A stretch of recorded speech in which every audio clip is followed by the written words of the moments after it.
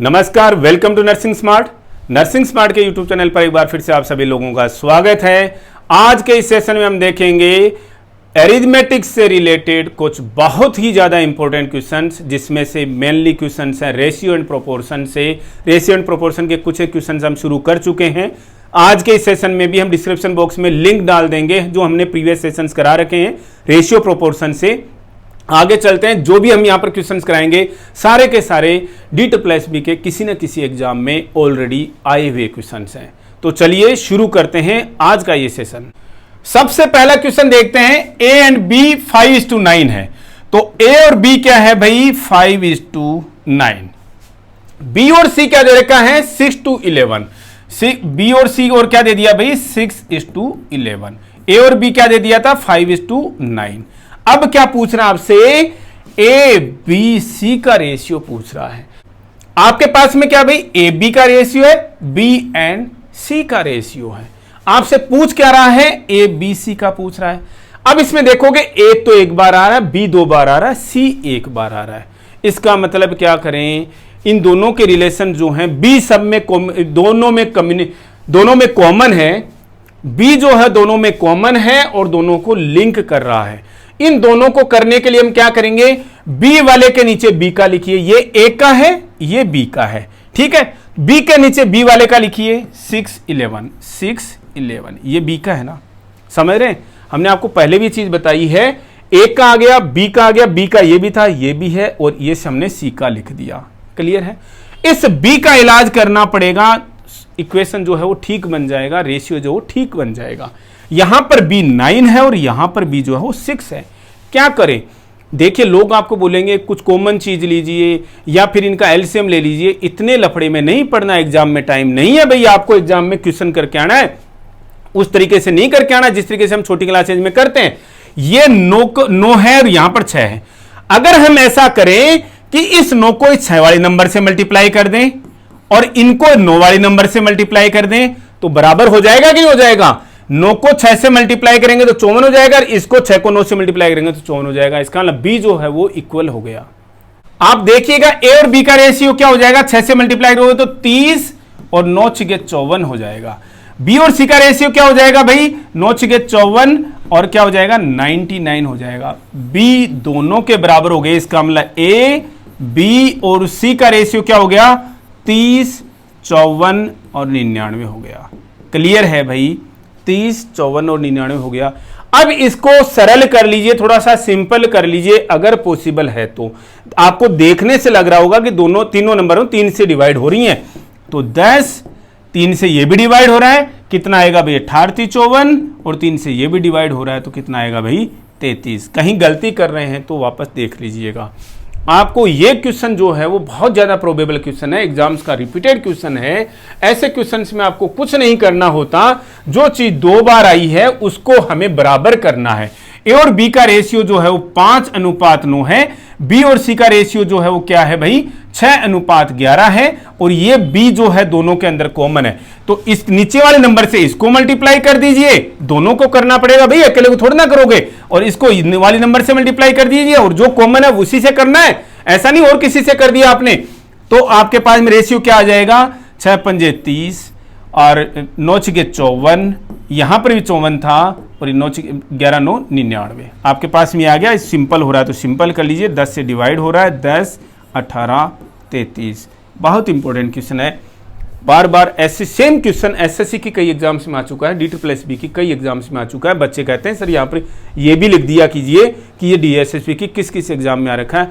और हम आपको ट्रू बता रहे हैं, कि अगर हम ये लिखने लग गए, हम लिखने लग गए, हमारे पास लिखे हुए हैं सेपरेट, तो ये बोर्ड का इतना पोर्शन तो इसी से बढ़ जाएगा, फिर पढ़ाएंगे कहां। इसलिए प्लीज हमारी इन बातों पर आप विश्वास कीजिएगा, और इस सेम क्वेश्चन को आप गूगल में एक बार टाइप करके देख लेना, आपको दिखा देगा 10 जगह पर इसी से एग्जाम में आ रखा है। मतलब आपको 5-7 मिनट मशक्कत करनी पड़ेगी वैसे, लेकिन आपको 5-7 एग्जाम्स में दिखा देगा कि same question even with the same digits, यही क्वेश्चन बार बार रिपीट हो रखा है SSC CGL, SSC higher secondary exam और D+B की डिफरेंट एग्जाम्स में। नेक्स्ट क्वेश्चन देखिए, ए बी जो है वो 3-4 है, बी एंड सी जो है वो 8-9 है। तो ए और सी क्या होगा। अब देखो थोड़ा सा डिफरेंट क्वेश्चन है, अब की बार ये थोड़ा सा क्या भाई डिफरेंट क्वेश्चन है। क्या पूछ लिया, ए और बी बताया इसने 3:4 है, और या इधर लिख लीजिए 3:4 है। बी एंड सी का रेशियो बता दिया इसने 8:9 का है। अगर आपको, हम दोनों क्वेश्चन करेंगे, अगर आपको ए बी सी पूछ लिया होता, ए अनुपात बी अनुपात C, A ratio B ratio C पूछा होता, तो आप क्या करते भाई, ऐसे केसेज में क्या करोगे आप, ए अनुपात बी, ए 3:4, बी अनुपात सी क्या लिखा हुआ भाई 8:9। आप बोलोगे साहब हम ऐसा क्यों लिख रहे हैं, ये बी है ना, तो बी को हमने एक साथ में लिखा है इसलिए, और इनको किस नंबर से मल्टीप्लाई करना है, ऊपर वालों को इससे मल्टीप्लाई कर दीजिए, इस वाले बी से मल्टीप्लाई कर दीजिए, नीचे वालों को इस वाले बी से मल्टीप्लाई कर दीजिए। क्या आएगा भाई 8 3 24 अनुपात 8 चौक 32 अनुपात 8 चौक 32 आ गया एक बारी, 9 चौक 36। अगर वापस, तभी तो हमें ऐसी कोई नंबर ढूंढने की जरूरत नहीं है जो कि वैसे मिनिमम कॉमन हो, वापस डिवाइड कर लेंगे। किससे डिवाइड हो रहा है, 2 से करके देख लीजिए, 12 16 और 18, वापस भी हो रहा भाई 6 8 और 9, ये अनुपात आ गया ए अनुपात बी अनुपात सी का। लेकिन क्वेश्चन में क्या पूछा है, ए टू सी पूछा है, और इसके लिए आपको घबराने की जरूरत नहीं है। कहां से ढूंढते रहोगे भाई कि ये ए टू सी जो है वो क्या है।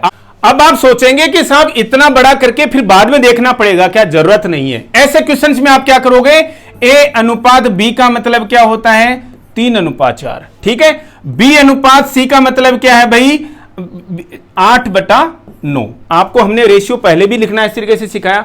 आप अगर देखिए यहां पर इस क्वेश्चन को ए अपॉन बी को बी अपॉन सी से अगर मैं मल्टीप्लाई कर दूं तो क्या आ जाएगा, ए अपॉन सी आ जाएगा ना।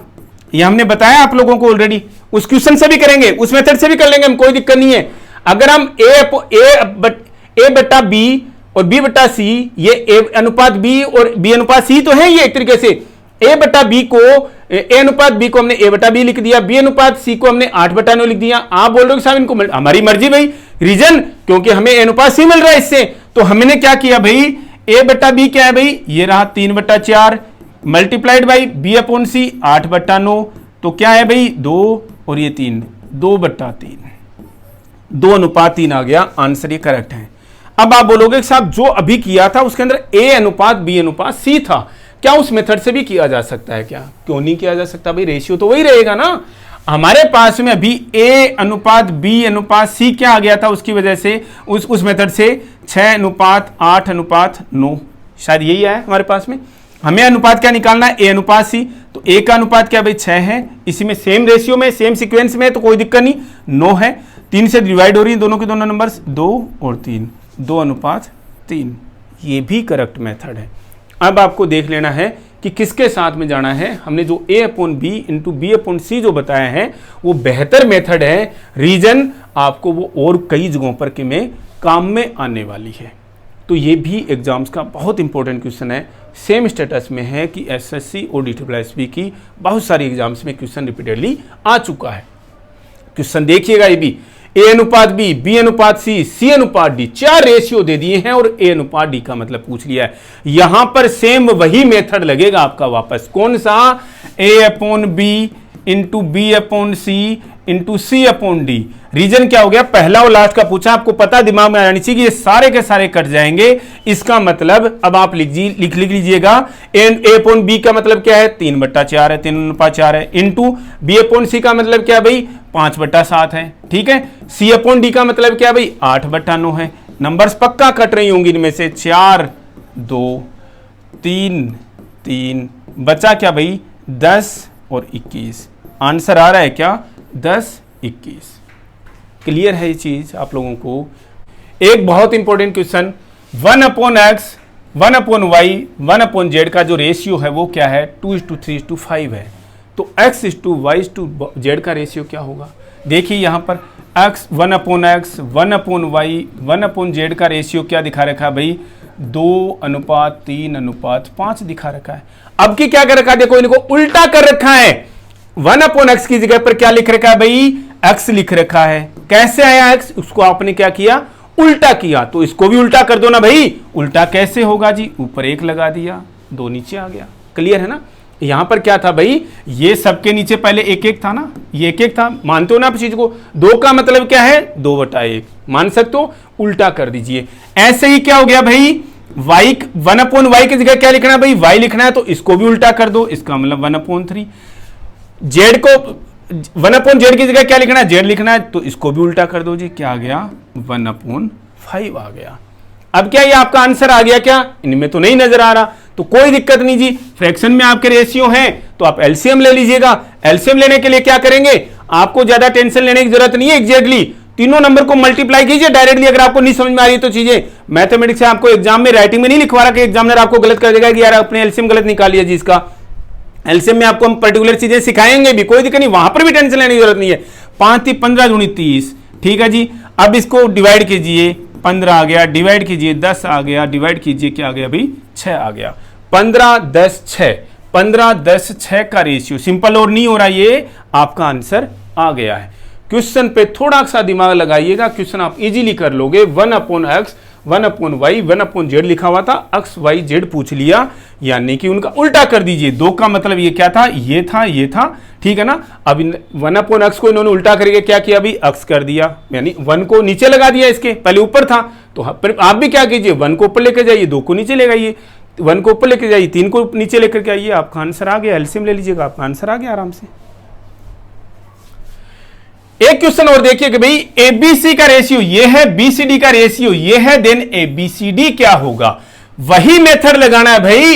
एबीसी 4 7 और 11, फिर क्या लिखा, बीसीडी का रेशियो क्या है भाई 21, ये बी है, बी 21 और 33 और क्या है भाई डी का 44। क्लियर है। इन अब रेशियो आपसे ऐसे ही तो कोई पूछेगा नहीं, यहां पर ये ए था, बी था, सी था, बी था, सी था और ये डी था। डिफर क्या हो रहा है, 2 बार बी आ रहा है, 2 बार सी आ रहा है, इसका मतलब हमें इनको बराबर करने की जरूरत है। यहां पर 7 है, यहां पर 21 है, बराबर करने के लिए क्या करें भाई, इसको तो 3 से मल्टीप्लाई करें तो 21 हो जाएगा, इसको 1 से मल्टीप्लाई कर दें, ठीक है जी। यहां पर लेकिन क्या है भाई, सॉरी ये 11 है, ये 11 है, इसको 3 से मल्टीप्लाई कर दें, इसको 1 से मल्टीप्लाई कर दें, क्लियर है, काम बन गया। इसका मतलब जी इसको 3 से मल्टीप्लाई कर दीजिए और इस ग्रुप को 1 से मल्टीप्लाई कर दीजिए, क्या आएगा भाई आपका आंसर, 4 3 12, 7 3 21, 33 और देखो 21 और 33 आ गए बी और सी वाले, और लास्ट में 44, ठीक है ना, 1 से मल्टीप्लाई किया हमने इसको। 12 21 33 44 और सिंप्लीफाई नहीं हो रहे, ना 2 से डिवाइड हो रहे, ना 3 से डिवाइड हो रहे, ना 5 से डिवाइड हो रहे, 12 21 33 44 आपका आंसर आ गया है यहां पर। नेक्स्ट क्वेश्चन देखते हैं। The pie chart depicted below shows various expenditures of different departments of A company, what is the difference between central angles of D2 and D3। यहां पर D2 और D3 के जो अलग अलग एंगल्स हैं उनके बीच में जो डिफरेंस है वो कितना है, और यहां पर भी ये क्वेश्चन भाई छपा नहीं है, कोई बात नहीं। पाई चार्ट भाई इसमें कुछ तो दिक्कत आ रही है हमारे पीपीटी से ना, इसमें नोट में आने में कुछ दिक्कत आ रही है, तो हम ये क्वेश्चन आपको स्क्रीन रिकॉर्ड पे करा देंगे, कोई दिक्कत नहीं है। ये पाई ग्राफ भी यहाँ पर नहीं आ पाया, बार ग्राफ भी आपको नहीं, दोनों क्वेश्चन आप 100% नोट कीजिएगा, हम आपको नेक्स्ट जल्दी करा देंगे, कल ही करा देंगे। दोनों के दोनों क्वेश्चन ही यहाँ पर नहीं छप पाए, मुझे दिमाग में भी नहीं है, वैल्यूज भी दिमाग में नहीं है, क्योंकि पहले की टाइप की हुई है चीज़ें ना, अदरवाइज दिमाग में रहती थोड़ी सी। कोई बात नहीं, हम करवाएंगे दोनों क्वेश्चन आपको। A fruit seller bought banana 1 dozen for 30 rupees and sold 6 for 20 rupees. What is the profit loss percentage? आप कहोगे सर रेशियो प्रोपोर्शन पढ़ा रहे हो, ये क्वेश्चंस वापस क्यों लेके आ रहे हो?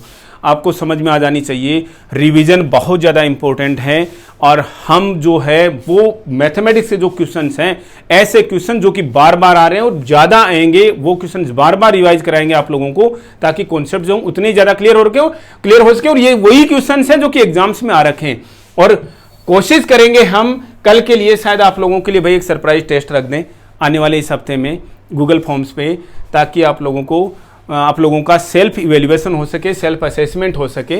यहां पर देखिए कॉस्ट प्राइस इन्होंने क्या दे रखी है, 1 दर्जन केले खरीदे 30 रुपए में, तो हमने आपको बार बार बताया है रुपए ऊपर लिखना, कितने खरीदे वो नीचे लिखना, ठीक है, क्योंकि यहां पर ऊपर दर्जन है, नीचे क्या 6 की रेट लिखी हुई है, इनको गुणा भाग करने के चक्कर में नहीं पड़ना। यहाँ पर भी दर्जन होते तो हम 30 रुपए मान लेते, 20 रुपए मान लेते, भी उतना कोई दाम कॉस्ट प्राइस है, उतनी सेलिंग प्राइस है, कोई दिक्कत नहीं। लेकिन यहाँ पर 12 किलो की रेट दे रखी है, यहाँ पर 6 किलो की बेचने की रेट दे रखी है, तो हम भी क्यों इतना पेन लेना, कोई दिक्कत नहीं है। कॉस्ट प्राइस हमने 30 रुपए रख दी 12 चीजों की, और सेलिंग प्राइस कितनी रख दी भाई 20 रुपए, कितने के भाई 6 किलो के, 6 बनाना के, ठीक है। What is the profit loss, अब आपको पता होना चाहिए कि प्रॉफिट लॉस जो है वो क्या है। प्रॉफिट और लॉस आप अब कैसे देखोगे, आपको हमने ऑलरेडी समझा दिया भाई, थोड़ा सा इजी देख लीजिए भाई। 6 से ऑलरेडी दोनों नंबर डिवाइड हो रही है, 5 6 के 30 और 6 में 12, और ये भी किससे डिवाइड हो रही है भाई 2 से डिवाइड हो रही है 10/3।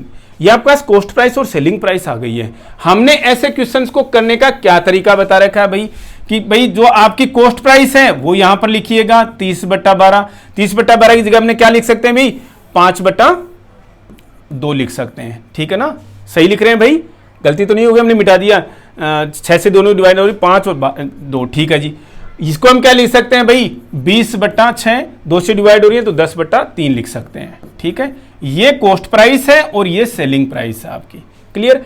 अब आपसे पूछ रहा है कि प्रॉफिट लॉस परसेंटेज क्या है, क्लियर कट से समझिएगा। अगर कॉस्ट प्राइस ये मान लीजिए हम इसको 100 मान लें तो ये आपकी ये क्या है, पहली तो ये तरीका था। या फिर आप सेलिंग प्राइस, आप जो नॉर्मल देखते हो सेलिंग प्राइस में से कॉस्ट प्राइस निकालना, वो क्या आ जाएगा जी आपका प्रॉफिट आ जाएगा, अगर वो ज्यादा है तो, अगर वो ज्यादा है तो आपका प्रॉफिट आ जाएगा, माइनस में आएगी तो लॉस आ जाएगा, तो नंबर तो वही सेम आना है आपका, कोई दिक्कत नहीं है जी। फिर आपको अपॉन कॉस्ट प्राइस करके इंटू 100 कर लेना हो।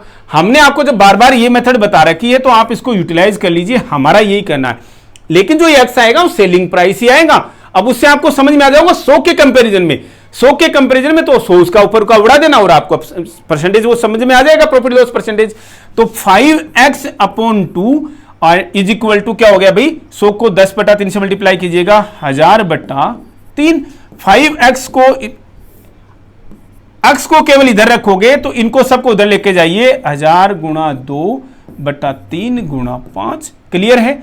5 को डिवाइड करोगे तो 200 आएगा, क्या आएगा भाई 400/3। 400/3 का फिगर आपके दिमाग में ऐसा रट जाना चाहिए बार बार क्वेश्चंस करते हुए, क्योंकि 400/3 का 100/3 का फिगर ऐसा है जो कि आपके एग्जाम से बार बार आएगा। और 400 को 3 से डिवाइड करने पर क्या आता है, डिवाइड करने की जरूरत ही नहीं होनी चाहिए, 133.3333 ये आएगा। 100 इसमें से ये सेलिंग प्राइस आ गई भाई, तो इसका मतलब प्रॉफिट परसेंटेज क्या आ गया 33.33% आ गया। क्लियर है क्या ये चीज। जो बच्चे नए जुड़ रहे हैं, जो बच्चे नए ये देख रहे हैं हमारी इस मेथड को, जो हम ये क्रॉस मल्टीप्लाई बताते हैं, आपको समझना चाहिए कि हमारा इसके पीछे मोटिव क्या है, ताकि आप क्वेश्चंस को एग्जाम्स में ना 1% भी कंफ्यूज ना हो। 2 जगह पर आपको लिखना है, कॉस्ट प्राइस लिखनी है, सेलिंग प्राइस लिखनी है। और ऐसे क्वेश्चंस में कॉस्ट प्राइस में क्या लिखना होता है, पैसे ऊपर लिखने होते हैं, चीजें जो हो नीचे लिखनी होती है, पैसे ऊपर लिखने होते हैं, चीजें जो हो नीचे लिखनी होती है। सिंपल हो रहा था कर लिया, अदरवाइज वो सिंपल जो किया उसकी भी जरूरत नहीं है आपको, ठीक है ना।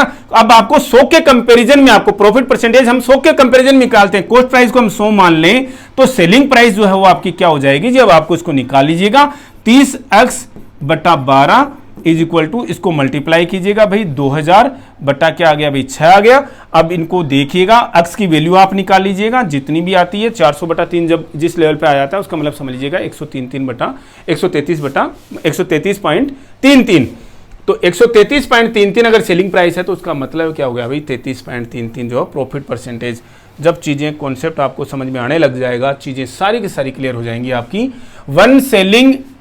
On selling an article for 390 rupees, selling price दे रखी है भाई 390 रुपए, शॉपकीपर लूजेज 40%, यानी कि सेल कीपर को क्या हो रहा है, लॉस हो रहा है। यानी ऐसे क्वेश्चन में हम 2 बार सेलिंग प्राइस लिखेंगे, एक कॉस्ट प्राइस लेंगे, यानी कॉस्ट प्राइस यानी 100 रुपए पे उसको 100 रुपए की चीज को कितना रुपए में बेच रहा है, वो 60 रुपए में बेच रहा है। एक्चुअल में कितने बेच रहा है, 300 रुपए में बेच रहा है। हमने ये बार बार आपको बताया ना कि यानी जब लॉस हो रहा है इसका मतलब 100 रुपए की चीज को 60 रुपए में बेच रहा है। कितना लॉस हुआ 40, यानी कि 40 माइनस कर दिया हमने तो 60 रुपए बेच रहा था, एक्चुअल में तो 390 रुपए में बेच रहा है। For how much he should sell the article in order to earn profit of 20%? 20% profit कमाना है तो कॉस्ट प्राइस 100 रुपए ही थी, प्रॉफिट सेलिंग प्राइस कितनी रखनी पड़ेगी भैया 20 प्लस करनी पड़ेगी 20% प्रॉफिट कमाने के लिए। और एक्चुअल में कितनी सेलिंग प्राइस रखनी पड़ेगी, कॉस्ट प्राइस को तो साइड कर देना जी, क्रॉस मल्टीप्लाई कर लेना क्वेश्चन को। 60x is equal to 390 into 120 और 60 को इधर लेकर के आ जाओगे तो ये 2 और 39 2 78 780 रुपए जो है आपकी क्या हो गई भाई, इसकी सेलिंग प्राइस हो गई 780 जो है वो सेलिंग प्राइस हो गई। ऐसे क्वेश्चंस को आप बार बार समझिएगा जहां पर ऐसी सिचुएशन आती है कि एक सिचुएशन में वो क्या कर रहा है, लॉस हो रहा है या प्रॉफिट हो रहा है, दूसरी सिचुएशन में आपसे लॉस प्रॉफिट पूछना चाह रहा है और दोनों जगह एक जगह में उसने ऑलरेडी सेलिंग प्राइस दे रखी, तो ऐसे क्वेश्चन में आपको हमेशा क्या करना है, कॉस्ट प्राइस 100 लिखनी है, उसके बाद में सेलिंग प्राइस एक बार प्रॉफिट लॉस के हिसाब से लिखना है। तो यहां पर लॉस हो रहा है तो 40% का लॉस हो रहा है तो 60 रुपए हो गया ऑलरेडी। ये बता रहा है एक्चुअल में वो कितने रुपए में बेच रहा था, 390 रुपए में बेच रहा था। समझ रहे हो आप इस चीज को, 390 रुपए में एक्चुअली बेच रहा था। अब क्या कह रहा है कि 20% का प्रॉफिट कमाने के लिए, 20% का प्रॉफिट कब कमाएगा, जब उसको 120 रुपए में बेचेगा, 100 की चीज को 120 में। एक्चुअल में कितने में बेचेगा, तो 100 पे 120 में बेचना पड़ेगा ना। एक्चुअल में कितने, भैया हमें तो नहीं पता उसकी कॉस्ट प्राइस क्या चीज है जी, तो एक्चुअल में इतना पैसे में बेचना पड़ेगा उसको। क्रॉस मल्टीप्लाई कर लीजिए, आपका आंसर आ जाएगा, क्योंकि कहीं पर भी सेल कॉस्ट प्राइस का जो डिस्क्रिप्शन है वो दे ही नहीं रखा हमें। क्लियर है चीज। नेक्स्ट क्वेश्चन देखिएगा, if area of A square increases by 32.25%। बहुत ज्यादा इंपॉर्टेंट क्वेश्चन है भाई, बहुत ज्यादा का मतलब हद ज्यादा इंपॉर्टेंट क्वेश्चन है ये। किसी स्क्वायर का जो एरिया है वो 32.25 बढ़ा दिया तो एक्चुअल में उसकी साइड में कितना इंक्रीमेंट हुआ।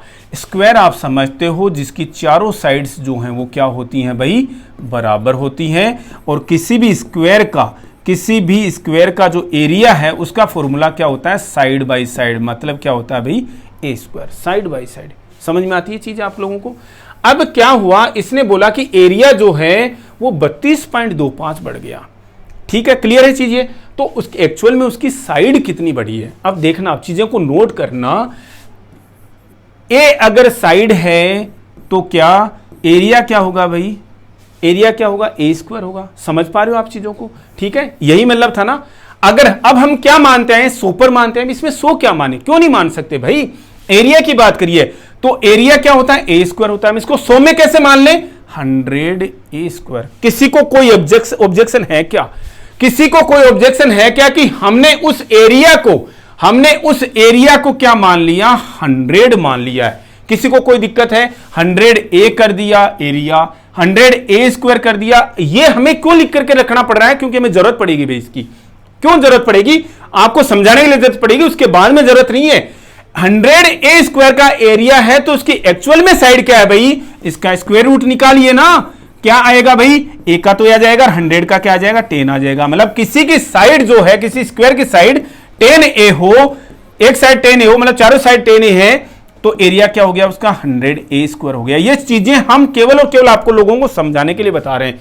कॉन्सेप्ट एक बार समझ में आ गया, एग्जाम में फिर दिक्कत नहीं आएगी आप लोगों को। आप कहोगे सर हमें तो पता है, अरे कोई बात नहीं भाई, पता होने न होने से नहीं होता। ये भी नहीं पता कि हमें शायद पता था कि नहीं पता था। हम आप लोगों के लिए केवल एक मीडियम है, उसको बेस्ट यूटिलाइज कर लीजिए। हम आपकी DSSS भी जो हो क्लियर करा देंगे। 100 ए स्क्वायर अगर एरिया है, इसका मतलब साइड क्या है भाई, 10 ए है। पूछ क्या रहा आपसे, what is the increase in the side. पहले 10 ए साइड थी तो अब साइड क्या हो गई है। आपको ये कॉन्सेप्ट समझ में आना चाहिए कि एरिया अगर 100 ए स्क्वायर, हम देखो परसेंटेज में चीजें क्या मानते हैं, 100 के हिसाब से मानते हैं। यहां पर थोड़ी सी चीज क्या अलग हो गई कि भाई एरिया दे रखा है तो एरिया हमने 100 ए स्क्वायर मान लिया उसको, तभी तो हमारे पास में साइड आएगी ना, उसकी 10 ए आ गई। अब 100 की जगह पर क्या हो गया, बढ़ गया कितना, 32.25 बढ़ गया। तो भाई 100 में 32.25 बढ़ गया तो क्या उतना हो गया भाई, 132.25 ए स्क्वायर हो गया। अब आपके सामने चैलेंज हो गया कि भाई 132.25 का क्या निकाले भाई, स्क्वायर रूट कैसे निकालें। स्क्वायर रूट की बहुत इजी मेथड्स हम आपको बता देंगे। इसका स्क्वायर रूट हो गया भाई 11.5, 121 11 का होता है 11.5, ए स्क्वायर का ए हो गया। इसका मतलब पहले साइड जो थी वो 10 ए थी, अब 11.5 हो गई। इसका मतलब 11.5 में से 10 निकालोगे तो कितना बढ़ गया भाई, 1.5 ए का इंक्रीमेंट हो गया। कितना इंक्रीमेंट हो गया भाई, 1.5 का इंक्रीमेंट हो गया। परसेंटेज पूछा है, परसेंटेज कैसे निकालोगे, ये जितना बढ़ गया 1.5 ए, पहले कितनी थी 10 ए इंटू 100, ये देखो जी कट गया जी, ऊपर क्या हो गया जी 150, नीचे क्या हो गया जी 10, कितना आ गया जी 15। जितना समय लगा है हमें केवल आप लोगों को समझाने में लगा है, इस चीज को आप टेंशन मत लीजिएगा, 1% भी स्ट्रेस लेने की जरूरत नहीं है। अब आप बोलोगे कि साहब हम तो इसको है ना वो लिखेंगे ही नहीं, 100a² क्यों लिखें, वो हमने आपको समझाने के लिए बताया। अब देखिए आप, पहले एरिया 100 था तो साइड कितनी थी भाई, 10 थी। ऑब्वियस सी बात है, ये एरिया है और ये ऑब्वियस सी बात है क्या थी भाई, साइड थी। एरिया कितना हो गया, प्लस 32.25 हो गया, तो कितना हो गया 132.25 हो गया, 132.25 हो गया।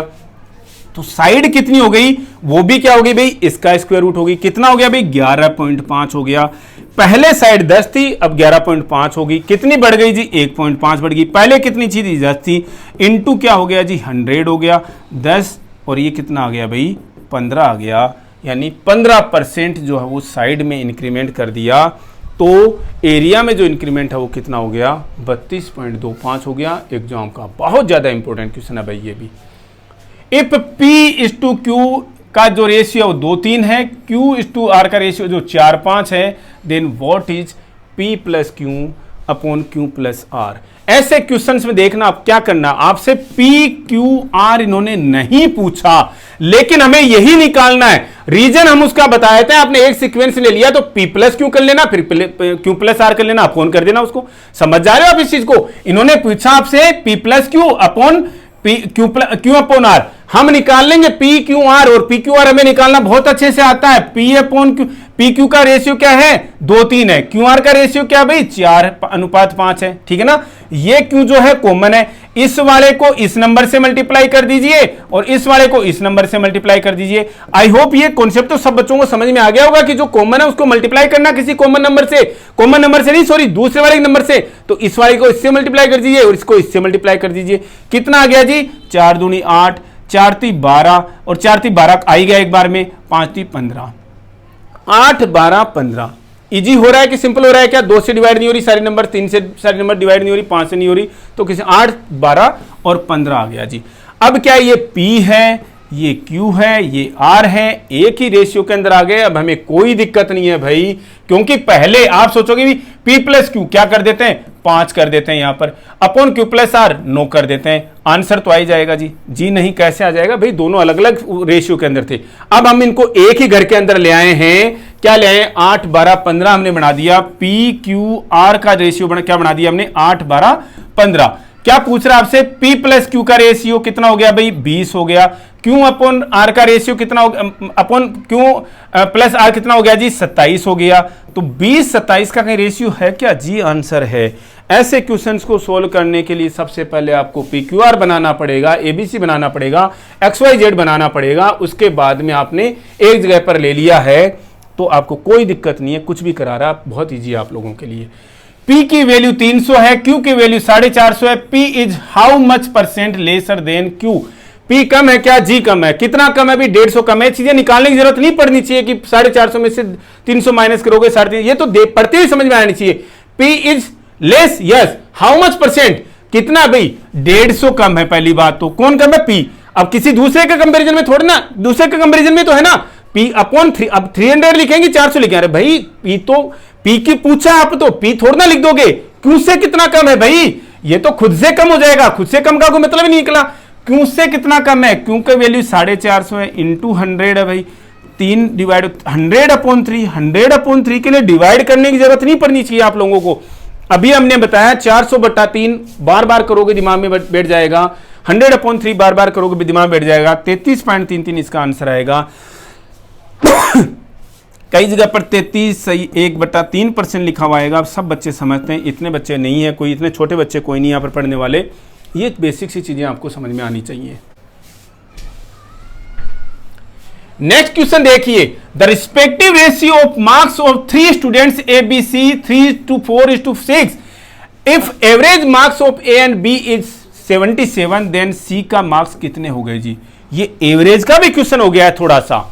अब देखिए हमने परसेंटेज, प्रॉफिट लॉस और रेशियो सबसे पहले क्यों पढ़ाएं, क्योंकि सारी मैथमेटिक्स जो है वो इन्हीं के इधर उधर घूमती है, मैक्सिमम क्वेश्चन इन्हीं से आते हैं। एवरेज का भी क्वेश्चन पक्का आएगा एग्जाम के अंदर। क्या बता रहा है, इनका रेशियो क्या है, 3 4 और 6 का रेशियो है। क्लियर है। इनका टोटल रेशियो देख लीजिए भाई कितना आ रहा है, 3 4 7 और 7 और 6 13। शायद कहीं पर यूज हो जाए, जरूरी नहीं है, यूज होगा ही। ए और बी की बात कर रहा है, कोई बात नहीं जी। ए और बी का क्या है एवरेज, ए और बी का एवरेज कितना है भाई 77। ए और बी का अगर किन्हीं का एवरेज 77 है, दो चीजों का, ए और बी दो चीजें, एवरेज उनका 77 कैसे आया भाई, मान लीजिए कि आपके एक सब्जेक्ट में नंबर आए 84, दूसरे में नंबर आए 72, टोटल कितना हो गया भाई 6 और 8 7 15, 156। कोई पूछे आपसे इनका एवरेज निकालिए, एवरेज कैसे निकालोगे, दो सब्जेक्ट्स के नंबर थे, दोनों को दो से डिवाइड कर दो। अब जो भी मार्क्स आएंगे, अब जो भी नंबर आएगी वो इनका क्या होगी भाई एवरेज होगी। कितने आ गए भाई 78 आ गए, सही लिखा होगा हमने शायद, है ना 78 इनका एवरेज है। अगर आपको कोई पूछे कि दोनों सब्जेक्ट्स के टोटल मार्क्स कितने हैं, तो आप 78 को 2 से मल्टीप्लाई कर दो, जैसे नंबर अलग अलग है वो तो पता नहीं कर सकते, फिलहाल तो रेशियो होगा तो पता कर लेंगे।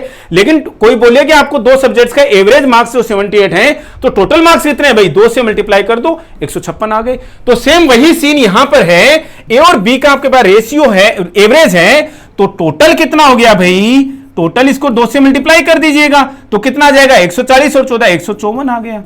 किसी को कोई कंफ्यूजन है क्या?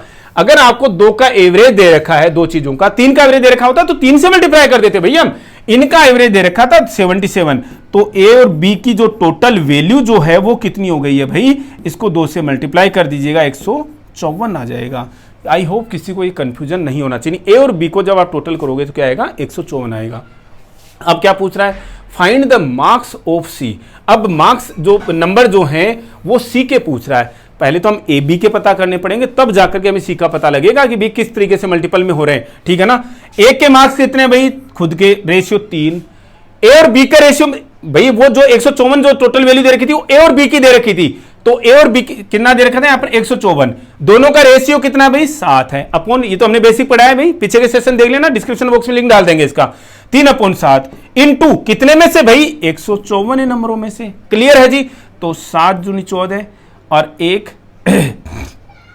7 दूनी 14 कितना आ गया भाई, 22 को 3 से मल्टीप्लाई करोगे तो कितना आएगा 66। क्लियर है, इसका मतलब 22 से मल्टीप्लाई हो रहा है। 22 जो है वो गुणक है जिससे मल्टीप्लाई आप इसको करोगे तो 66 इसके नंबर आ जाएंगे। क्या बी के साथ में भी ये बैठ रहा है क्या, बी की वैल्यू कितनी है 4, दोनों का रेशियो का वैल्यू कितनी है 7, इंटू टोटल मार्क्स इनके कितने हैं जी 154, तो कितना आ गया जी 22 आ गया। 22 को 4 से गुणा करोगे तो कितना आ जाएगा जी 88 आ जाएगा। इसका मतलब ये सारी के सारे जो रेशियो हैं वो 22 से मल्टीप्लाई हो रहे हैं, 22 से मल्टीप्लाई हो रहे हैं, तो भाई सी को भी 22 से मल्टीप्लाई कर दीजिए, कितना आ जाएगा। क्वेश्चंस करने के बाद में आपको चीजें समझ में आ जाएंगी कि हमने ये नंबर कहां से आया भाई, हमें जरूरत नहीं थी उसकी टोटल उसके रेशियो निकालने की। 22 को 6 से मल्टीप्लाई कर दीजिए 132 नंबर आ जाएंगे। आई होप, और इनका आप रेशियो निकाल लीजिए कि भाई 66 88 66 88 132 का जो रेशियो है वो कॉमन रेशियो जो कितना आ रहा है, तीनों के तीनों नंबर 22 से डिवाइड हो रही है, 22 3 22 4 22 6। ठीक है, क्लियर है, बहुत सिंपल है भाई चीज़ें। आप ना जब दिमाग, और ये डीएसएसबी का क्वेश्चन है इतना इजी मत लीजिएगा। हमने बताया है कि आज से 10 साल पहले मैथमेटिक्स के, रीजनिंग के, हिंदी के, इंग्लिश के, जीके तो खैर उसका तो बेचारा कोई वो नहीं था, इसलिए भी नहीं था, जितने इजी क्वेश्चंस पहले आते थे आज की डेट में क्वेश्चंस नहीं आते, क्योंकि स्टडी जितनी ज़्यादा टफ होते, जितनी ज़्यादा वो होती जा रही हैं, इजी होती जा रही है लोगों के लिए, वैसी बात है कंपटीशन जो है वो उतना ही टफ होता चला जाएगा। नेक्स्ट क्वेश्चन देखिए, 40% of A number is 75 more than 20% of 1500। किसी नंबर का 40%, x का 40%, ठीक है, उसी नंबर का इज 75 मोर देन 20% ऑफ, नहीं उसी नंबर का नहीं भाई, is more than is 75 more than 20% of 1500। 1500 का 20% आप निकालिए। अब इनमें रिलेशन क्या है, कोई एक नंबर जो है 75 ज्यादा है, और कौन सी ज्यादा नंबर है भाई, किसी नंबर का 40%, 75 ज्यादा है, किससे भाई 1500 के 20% से। इसका मतलब ज्यादा कौन है, ये है। बराबर कैसे होंगे, इस छोटी नंबर में 75 जोड़ोगे तो बराबर होंगे ना भाई। देखिएगा भाई 20 दूनी 40, 20 500, 2x/5 है इधर, तो इधर का देखिए भाई कितना आ रहा है 5, और ये कितना हो गया 375 हो गया भाई, उधर 375। x की वैल्यू क्या हो गई भाई 375 गुणा 5/2, डिवाइड कीजिएगा, आपका आंसर आ जाएगा। 375 को 5 से मल्टीप्लाई करोगे, फिर 2 से डिवाइड करना, आपका आंसर आ जाएगा। ये वो बहुत सिंपल क्वेश्चन है जो कि आपको एग्जाम में गच्चा दे जाते हैं DSSB का। ये भी बहुत इंपॉर्टेंट क्वेश्चन है। यहाँ पर भी पाई चार्ट नहीं छपा, समझ नहीं आ रहा क्यों नहीं आ रहा हमारे इसमें। देखेंगे हम सेटिंग्स, यहाँ पर हम सेटिंग देखने की कोशिश करेंगे कि पाई चार्ट छप क्यों नहीं रहा। हम आपको सेपरेट तीनों के तीनों जो क्वेश्चन है स्क्रीन रिकॉर्ड पे हम आपको करा देंगे या नेट सेशन में ले लेंगे, जैसे भी है। बार बार बता दें बच्चों को, बहुत एनर्जी लग रही है भाई, और हम कोई ऐसा नहीं है उसका कोई आपको वो दिखा रहे हैं कि यार अभी पढ़ लीजिए या ऐसा कीजिए। हम आपसे बार बार रिक्वेस्ट कर रहे हैं DSSB को इतने हल्के में मत लीजिएगा। बहुत टफ एग्ज़ाम में जो है, चाहे जितना सिंपल आए चाहे जितना टफ आए, लेकिन जो मेरिट है वो अच्छी खासी जाने वाली है। तभी हो पाएगा जब आप अच्छे से पढ़ोगे। Thank you, thanks a lot for watching video.